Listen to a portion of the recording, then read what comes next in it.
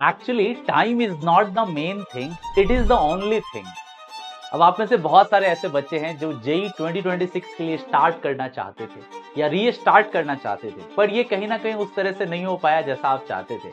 पर हिंदी में एक बहुत ही फेमस सी बात कही जाती है, देर से दुरुस्त सही। मतलब चलो देर हो गई, पर सही तरीके से अगर हम किसी चीज को स्टार्ट करें तो मंजिल को पाया जा सकता है। देखो, प्रॉपर स्ट्रैटेजी की जरूरत होगी, पर मैं यहाँ पे आपको डे बाय डे स्ट्रैटेजी नहीं बताऊंगा, उस पर मेरी ऑलरेडी एक वीडियो है। मैं आपको जेई 2026 को कैसे प्रिपेयर करा जाए, ठीक है, इस बचे हुए टाइम में। जब आप इस वीडियो को जून में देख रहे हैं तो आप अपने प्रिपरेशन को जब रीस्टार्ट करेंगे तो चैलेंजेस थोड़े से नए हैं, क्योंकि आपके बैकलॉग्स आ गए होंगे, टाइम थोड़ा सा श्रिंक हो गया होगा, प्रॉब्लम सॉल्विंग को लेकर अलग स्ट्रेटजी होगी, ठीक है, और इतने बचे हुए टाइम को हम कैसे यूटिलाइज कर सकें और डिसिप्लिन कैसे रहे। तो छोटी सी वीडियो रखेंगे, मुद्दे की बात करेंगे उन स्टूडेंट्स के लिए जो रीस्टार्ट करना चाहते हैं जेई की प्रिपरेशन। देखो, पहला जो आपके पास चुनौती आएगी, जो पहला चैलेंज आएगा, वो है बैकलॉग्स का।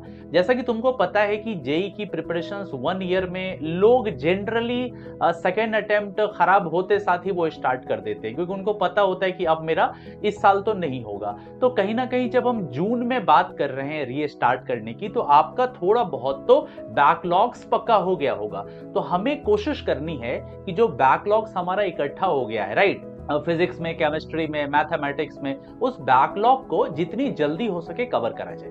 अब देखो, बैकलॉग को कवर करने के दो तरीके होते हैं। एक होता है कि हम उसको एकदम बिंज वॉचिंग करके, जैसे नेटफ्लिक्स में देखते हैं, मतलब आज से स्टार्ट करा, लगातार 6 घंटे 8 घंटे देखते गए और एक हफ्ते में खत्म कर दिए।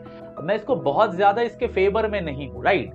मेरा ऐसा मानना है कि बैकलॉग को जब आप कवर करें तो कोशिश करें कि छोटे छोटे स्लॉट्स में कवर करें। जैसे कि मान लो, एक छोटा सा एग्जांपल देता हूं, मान लो कि मेरा न्यूटन लॉ ऑफ मोशन जो है वो पूरा का पूरा बैकलॉग हो गया है, तो एक ही बार में पूरा एनएलएम खत्म नहीं कर देना है। आप 3 से 4 दिन लीजिए और तब एनएलएम को खत्म करिए। वैसे ही आप में से जिस स्टूडेंट का भी आइसोमेरिज्म बैकलॉग हो गया है, चाहे स्ट्रक्चरल हो या स्टीरियो हो, तो आप कोशिश करिए 3 से 4 दिनों के अंदर हम इस बैकलॉग को कवर कर लेंगे। इसमें कोई प्रॉब्लम नहीं है। इससे आपका जो एक फटीग होता है, जो मेंटल टायर्डनेस होती है, वो नहीं आ पाएगी। तो बैकलॉग्स आपको कवर कर लेना है। अब जितनी जल्दी हो सके आप बैकलॉग्स कवर कर लीजिए, जो आपको ठीक लगता है। अब पहले वाले केसेस में क्या है, बहुत सारे बच्चे होते हैं जो दिन रात एक करके खत्म कर देते हैं, मतलब वीकेंड में ही पूरा सैटरडे पूरा संडे देख लिया और खत्म कर दिया। देखो, अगर तुम कंफर्टेबल हो, अगर तुम्हें लगता है कि तुम्हारी बचपन से ऐसी आदत है कि एग्जाम से 4 दिन 5 दिन पहले भी तुम दिन रात एक करके चीजों को ट्रैक पे ले आते हो, तो कोई प्रॉब्लम नहीं है। लेकिन दूसरा वाला रास्ता मैं पर्सनली बहुत ज्यादा मानता हूं और इसमें बिलीव करता हूं, तो सेकंड वे में जाना ज्यादा बेटर है। अच्छा, दूसरी चीज ये है कि आपको ये समझना है कि आपका रिमेनिंग टाइम कितना है, ठीक है।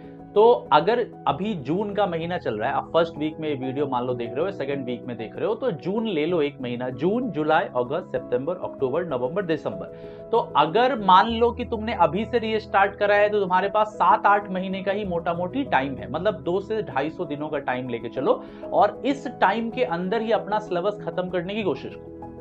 गलती पता है क्या होती है, अब बच्चों को ये लगता है कि जनवरी अगर अच्छा नहीं हुआ तो अप्रैल में करेंगे, पर ये वक्त बहुत तेजी से बीत जाएगा, पता भी तुमको नहीं चलेगा, और अगर जनवरी खराब करोगे, अप्रैल संभालने के चक्कर में एडवांस स्लिप हो जाएगा। तो कोशिश करो कि फर्स्ट अटेम्प्ट से पहले तक हम लोग सिलेबस को बहुत अच्छे से खत्म कर दें, ठीक है। ये चीज तो क्लियर हो गई होगी। अच्छा, अब तीसरी चीज देखो क्या है, चूंकि हम रीस्टार्ट जून महीने से कर रहे हैं, ओके, हमारा रीस्टार्ट पॉइंट जून महीना है। अब जून में अगर आप रीस्टार्ट कर रहे हो, या इस वीडियो को आप जुलाई में देख रहे हो, तो जुलाई में रीस्टार्ट कर रहे हो, तो कोशिश करो कि प्रॉब्लम सॉल्विंग को साथ साथ लेके चले, क्योंकि जून जुलाई जो होता है एकदम लास्ट फेज की तरफ हम लोग पहुंच जाते हैं। अब अगर आप सोचोगे कि मैं पहले थियरी कवर कर लूं देन आफ्टर प्रॉब्लम करूंगा, तो चूंकि सिलेबस ही आपका दिसंबर जनवरी में खत्म हो रहा है, तो फिर प्रॉब्लम सॉल्विंग के लिए और फर्स्ट अटेम्प्ट के लिए ज्यादा टाइम नहीं मिलेगा। तो आप थियरी और प्रॉब्लम दोनों को एक साथ लेके चले। आई होप ये क्लियर हो गया होगा।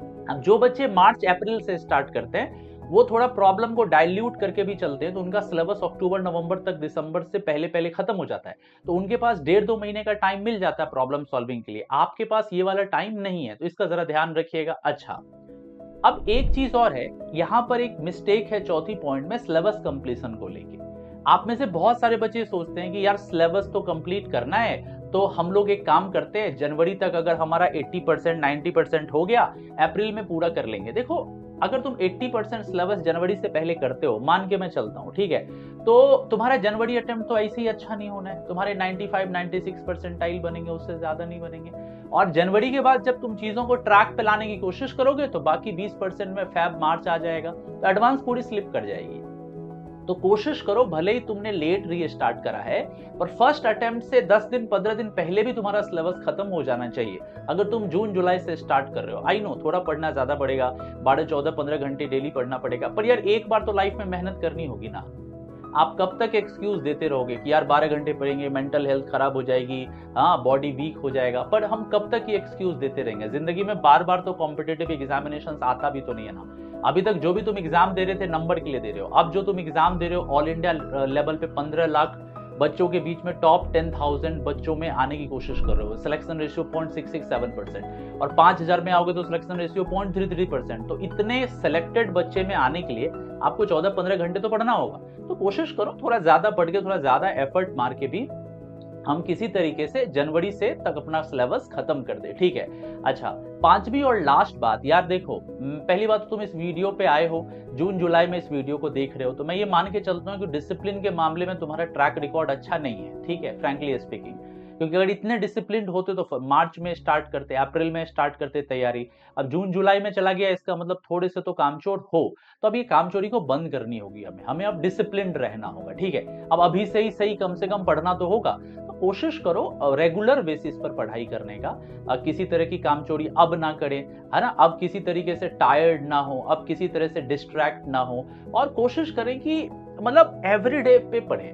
मतलब ऐसा ना करें कि मूडी हो जाए, किसी दिन 8 घंटे पढ़ लिया, किसी दिन 10 घंटे पढ़ लिया, किसी दिन कुछ भी नहीं पढ़ा। नहीं, थोड़ा सा तो इसका ध्यान रखना होगा कि रेगुलर बेसिस पर हम पढ़े। और फिर से मैं वही बात बोलूंगा, time is not the main thing, it is the only thing. यही केवल एक चीज है जो कॉम्पिटिशन्स में सबसे बड़ा रोल प्ले करती है कि आप टाइम को कैसे यूटिलाइज करते हैं, ठीक है। थोड़ा देर हो जाए चलेगा, पर सही तरीके से चीजों को करना चाहिए, इसमें मैं बिलीव करता हूं। तो एक बार मैं क्विकली रिकैप कर दूं, बैकलॉग पे आपको काम करना है, ठीक है। रिमेनिंग टाइम को आपको आइडेंटिफाई करना है, ठीक है। उसके बाद प्रॉब्लम सॉल्विंग आपको पैरेलल लेके चलना है, ठीक है। और अभी तक जो टाइम बचा है उसमें फर्स्ट अटेम्प्ट से पहले तक फुल सिलेबस खत्म कर लीजिए। और पांचवी चीज, थोड़ी सी डिसिप्लिन रहने की कोशिश करिए।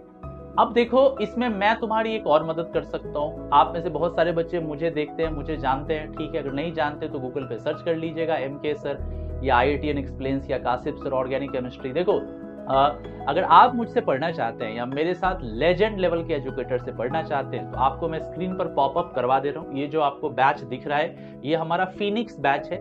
इसमें हम 0 से स्टार्ट करेंगे और इसमें सारे के सारे लेजेंड एजुकेटर आपको दिखाई देंगे, जो इंडिया के बेस्ट ब्रेन हैं, बेस्ट एजुकेटर्स हैं, जो पिछले 12 साल 15 साल 17 साल से पढ़ा रहे हैं, जिन्होंने लंबे टाइम तक कोटा में और इंडिया के अलग अलग ऑर्गेनाइजेशन में पढ़ाया है और बेस्ट रिजल्ट दिया है। जहां तक मेरी बात है, तो इस साल यूपी स्टेट टॉपर मेरा स्टूडेंट है, पिछले साल का बिहार स्टेट टॉपर मेरा स्टूडेंट है, और हर साल मेरे स्टूडेंट बहुत बढ़िया परफॉर्म करते हैं। तो बस यही मैं बोलूंगा, बैच में आओ और जुड़ो, और 0 से स्टार्ट करेंगे, एकदम फर्स्ट चैप्टर से स्टार्ट करेंगे। बैकलॉग कवर कैसे करना वो भी मैं आपको बता दूंगा। और जहां तक मेरी बात रही, तो मैं GOC से स्टार्ट करूंगा। सारे लिंक डिस्क्रिप्शन में है, बस आओ, पढ़ो और मेहनत करो यार, और क्या बोले। अब और लेट करके फायदा नहीं है, बस आओ और मेहनत करो, ठीक है। Thank you so much, take care, bye bye.